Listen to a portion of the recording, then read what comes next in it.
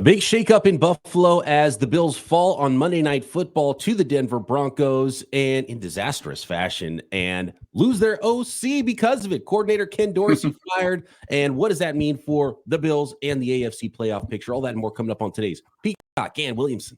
NFL analyst Brian Peacock and former NFL scout Matt Williamson bring you expert NFL analysis every day in less than 30 minutes. Get an inside look into the NFL on the field and in the front office. With elite breakdowns, next-level analysis, and in-depth information only for the real NFL fans. This is Peacock and Williamson, and it starts now.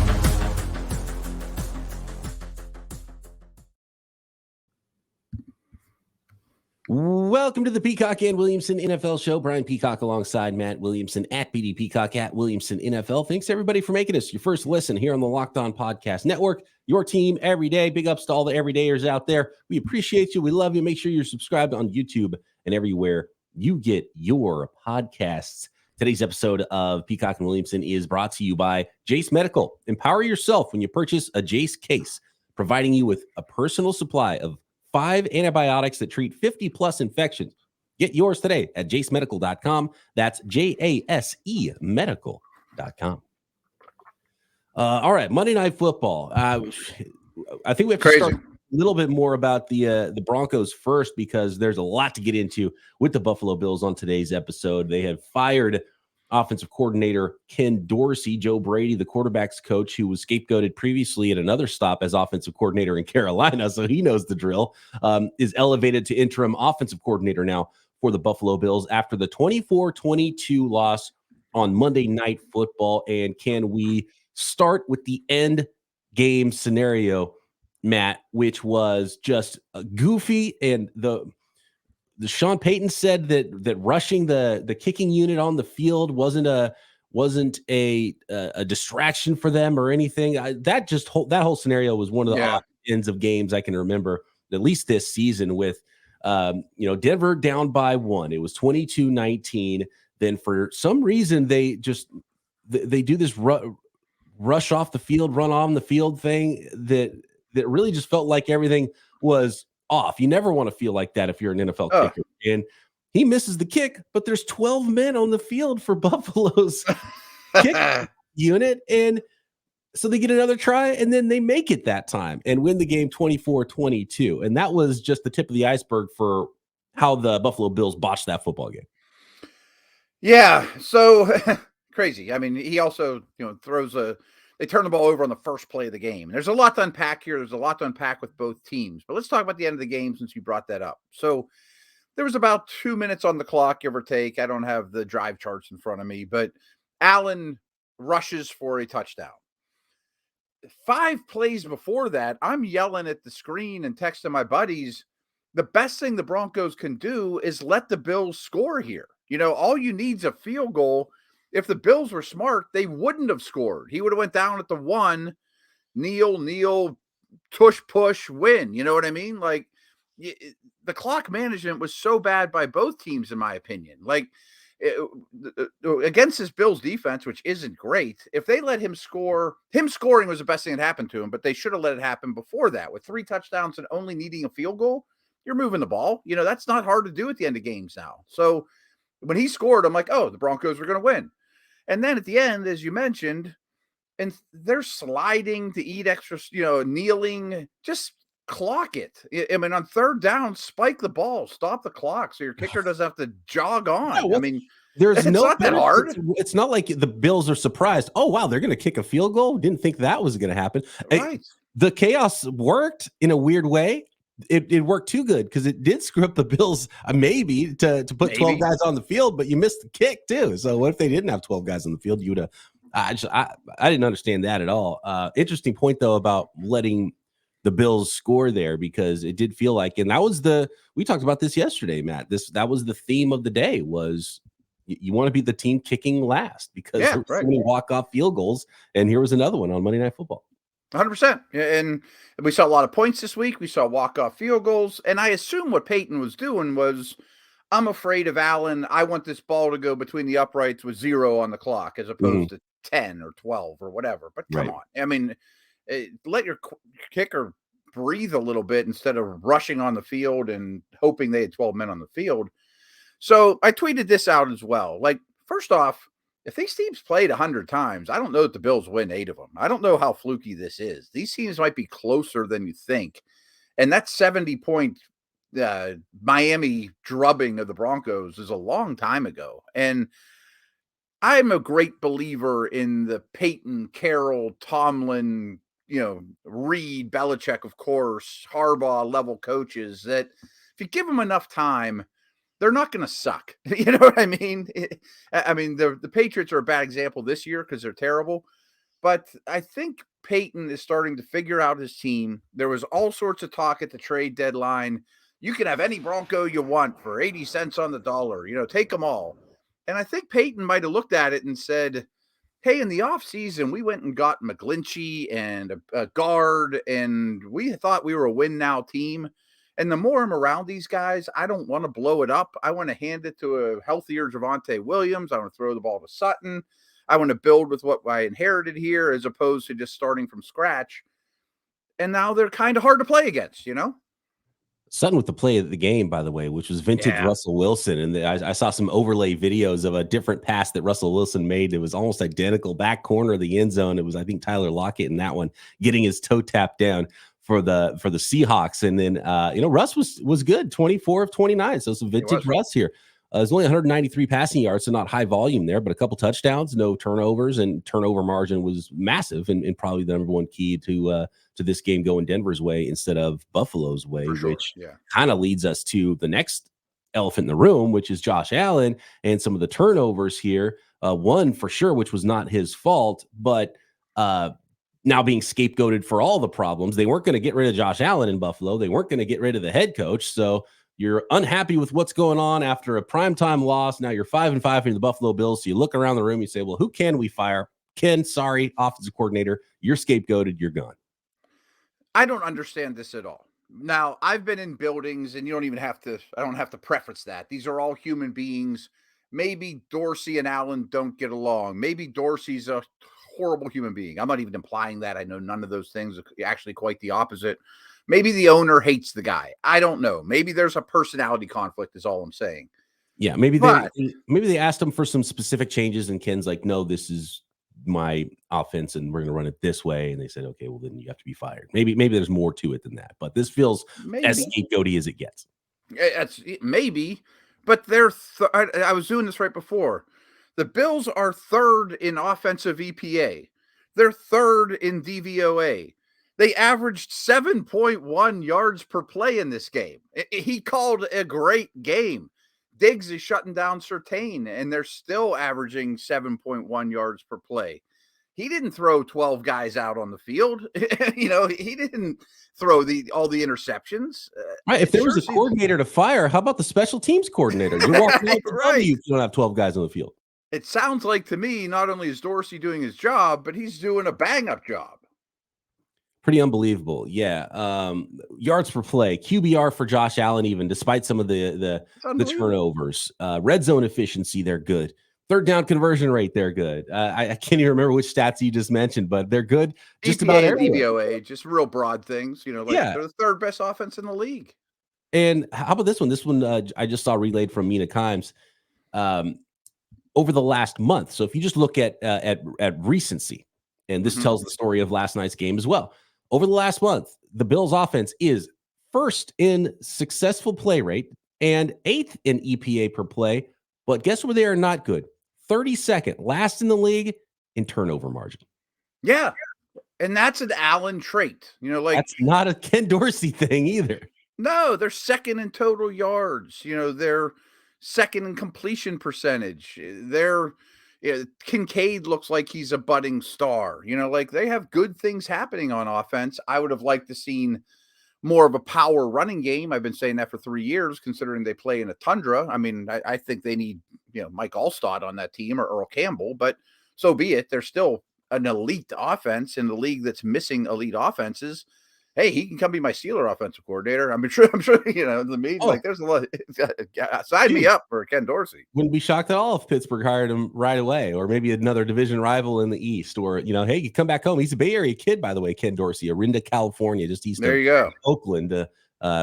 I remember Ken back in the day playing, winning a whole bunch of football games for the Miami Hurricanes in college. Against my Pitt Panthers when I was on the sidelines, to be honest with you. We were playing against you, and he was the man there, right?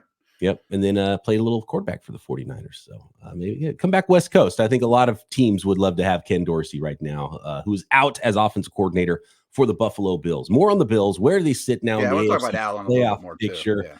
And Josh Allen. Yeah, we got to get more into this one as well. And we'll look at both AFC and NFC playoff pictures next. Today's episode of Peacock and Williamson is brought to you by Jace Medical. Get yourself a Jace case and get $20 off your purchase right now with promo code LOCKEDON at jacemedical.com. Don't get caught unprepared in the case of an emergency. Everyone should be empowered to take care of themselves and their loved ones during the unexpected. Jace handles everything from online evaluation to licensed pharmacy medication delivery and ongoing consultation and care. All you have to do is go online right now at jacemedical.com and receive a 12-month supply of any of the daily medication you or your family might need, or the Jace case, which is 50 plus infections that can be helped if you are traveling. Maybe you don't have cell service during your travels. There is an emergency. There are supply chain issues. There are any natural disasters, any number of ways that could prevent you or your loved ones from getting the medication you might need. And by the way, you can get ED medications and generics for Cialis, Viagra, and more at jacemedical.com as well. And obviously, there's always going to be a special offer for our listeners. We wouldn't do that. We wouldn't do it without giving you one. How about this? If you are someone you love would get some peace of mind by having a year supply of any daily med, go to jacemedical.com and see if it's offered for you. Remember to use promo code LOCKED ON for $20 off your purchase. Again, jacemedical.com. That is code LOCKED ON for $20 off your purchase at Jace Medical, JASE medical.com.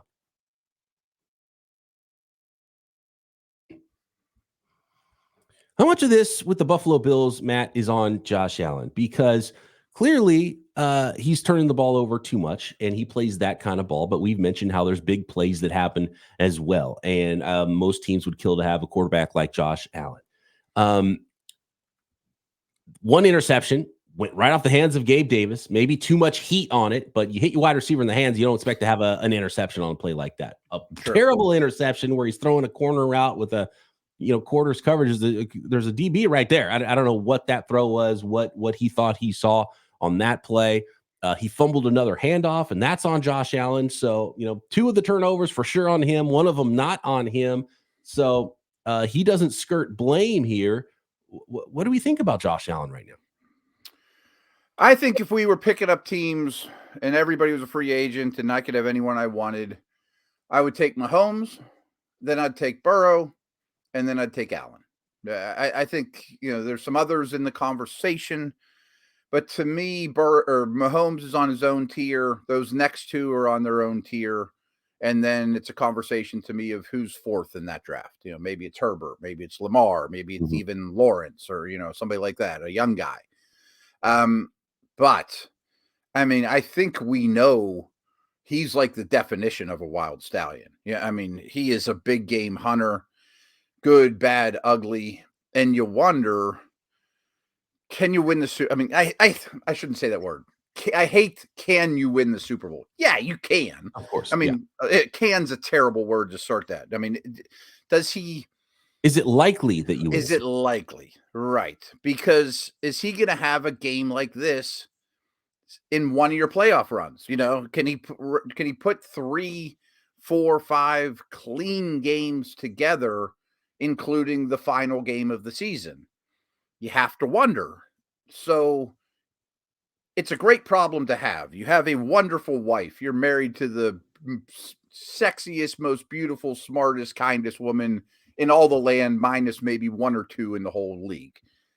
But now I think the question is not, do we reel him in, But how do we play more to his strengths to get us to that promised land? And to me, a big back would be a good start. But then maybe you're not third in EPA and offense, and you're 13th, and you're not scoring as many points. And frankly, the defensive injuries are the biggest problem with this team right now, and that's not his fault. Losing Milano is crippling for this team. That hurts. You don't want to start losing your best players on the defensive side of the ball.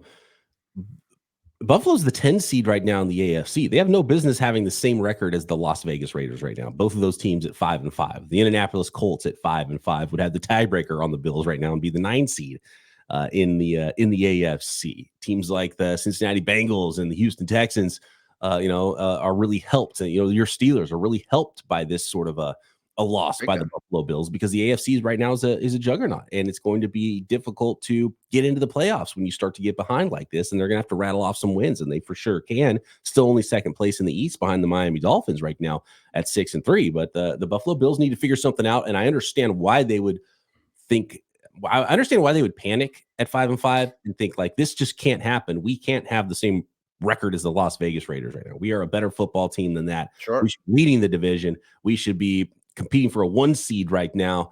And so you have to change something. I don't think Ken Dorsey was the thing you had to change, but I understand that they need to change something. And that also tells me they don't know what it is that they do need to change.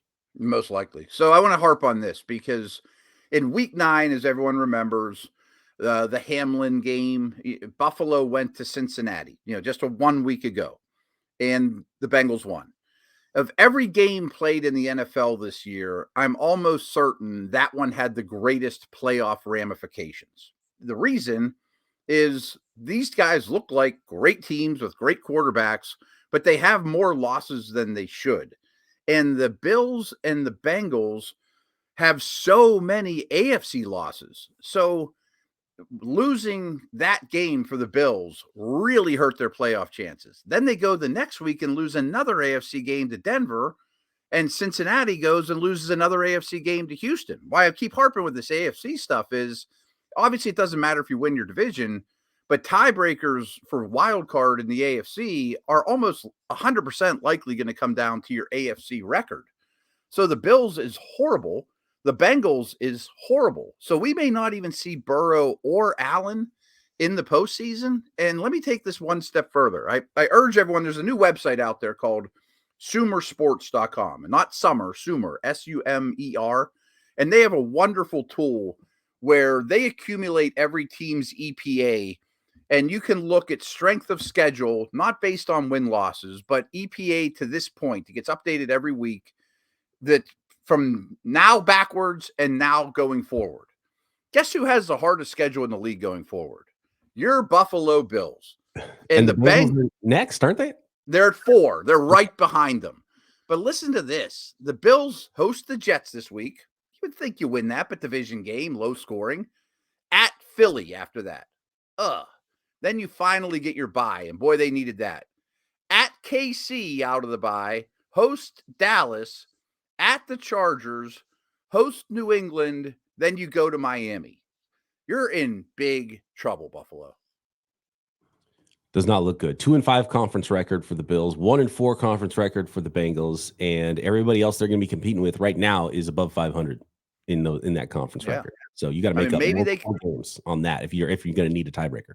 Like maybe they can afford to lose to the Eagles and or Dallas, but they almost have to win in KC. Not to mention Miami, Chargers, Jets. Yep. It's going to be rough. Cincy's isn't much different. Cincy has to go to Baltimore in 2 days. Have you seen this? One person who thinks that Josh Allen is the problem is Josh Allen's number 1 receiver's brother, Trevon Diggs. Oh, really? Yeah. On social media last night, Trevon Diggs saying 14 needs to get out of there. And then he went on this morning, just about an hour before we were recording here, to say, let's not forget, he didn't start going off till bro got there. So Trevon Diggs, there's some truth to that. Still doubling down. And you think he might be talking to his brother. And remember, there was some weirdness with Stephon this offseason too, with Bills and Josh Allen. So everything's not right over there in Buffalo. No, I mean, again, just this firing of Dorsey implies, I don't know what to do, but we better do something, and the whole place will feel, the whole building's going to feel that, so there is some truth to Diggs elevated Allen without question, as did Tyreek for Tua and A.J. Brown for Hurts, and it's a team game. Moss for Brady and Rice for Montana. But Josh Allen has elevated everyone else. Gabe Davis, and right. That's a player that I think could be improved upon in the offseason. And right now, maybe even Kincaid becomes the number 2 guy in total in the offense. You just treat him like he's your number 2 receiver at this point. Probably the way it has to go.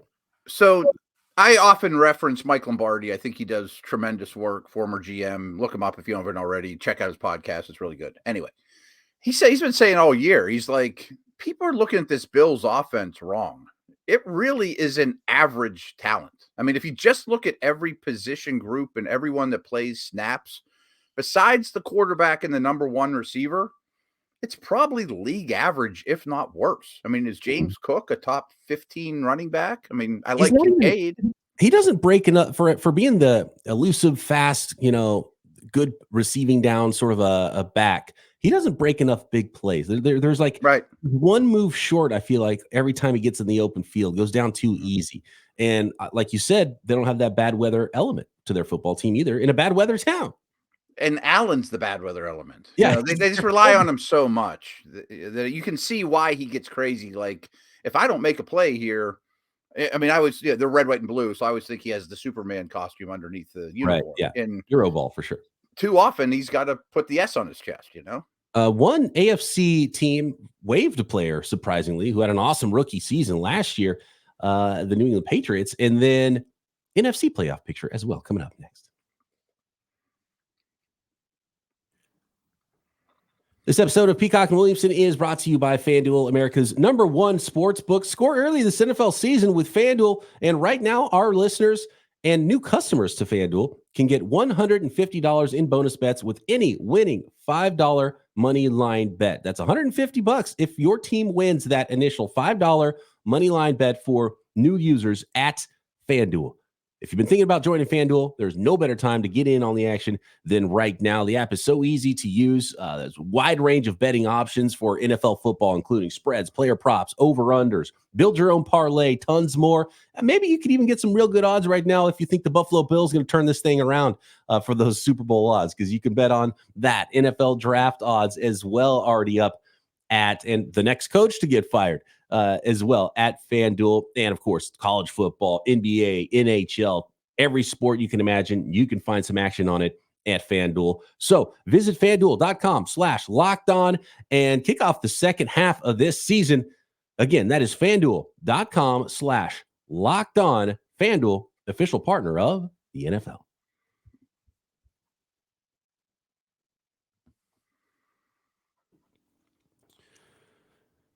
Jack Jones waived by the New England Patriots. Matt, this is an interesting one. There has to be more going on than just his play on the field. And, he went from... Is he the gun Jones? They have so many Jones cornerbacks. In a lot of Jones cornerbacks. Is he the one that the gun charges? Yeah, he's the 4th round rookie from last year, not the...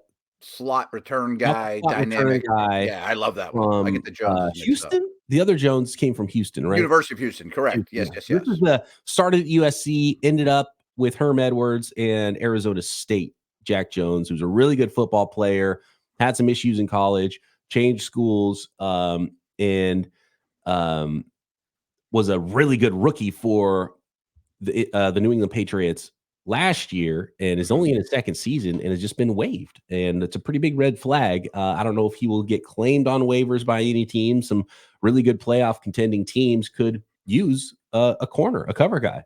Maybe the Buffalo Bills, maybe the 49ers, maybe the Philadelphia Eagles. So we'll see if he gets claimed. But if there's big red flags there, then this is probably a really bad sign for Jack Jones, because his play on the field would not get a young player like that waived. Yep. I don't have much more to add to it, except it just screams culture here in New England is damaged and we need to get it back. And we're going to start with some bad apples. Maybe he's not. Maybe he just made a bad decision, but it sounds like he's made several of them in his career. What I also think is noteworthy is they just came back from Germany, didn't even take J.C. Jackson with them, didn't even invite him on the trip. That whole organization is bizarro right now. Do you think Mac Jones starts this week? There's no good answer. There's no reason to if you don't think Right. he's your guy, because what you need to find out is who can be a backup long term. Do we have that person in here? Malik Cunningham. Let's see what that looks like. Bailey Zappi, whatever, because it doesn't seem like they like anybody. I don't know who Bill Belichick likes on his roster right now. I can't guarantee he likes any of them. And he built it. So nobody to blame but yourself in a lot of ways. Right. Yeah. Who should we point a finger at right now? Absolutely. Weird stuff. Again, GM Bill Belichick making things very difficult on head coach Bill Belichick.